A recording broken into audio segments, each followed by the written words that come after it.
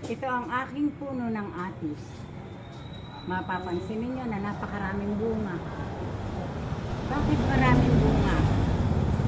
Sapagkat ang mga sangang hindi kailangan ng puno ay aking pinututot upang hindi na kumuha ng pagkain sa mother plant.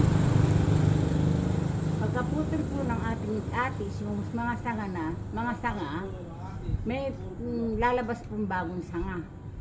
Yung bagong sanga na yon ay may kasabay na bulaklak. Kapag ang bulaklak ay bubuka, kukuha kayo na isang bulaklak, gamit ang brush na maliit, kukuha tayo ng pollen grains doon sa bulaklak, ililipat natin sa bagong bulaklak. Ito po ang tinatawag natin hand pollination. Gamit ang ating kamay, ililipat natin ang pollen grains mula sa isang bulaklak patungo sa kabilang bulaklak. Bakit natin ginagawa iyon?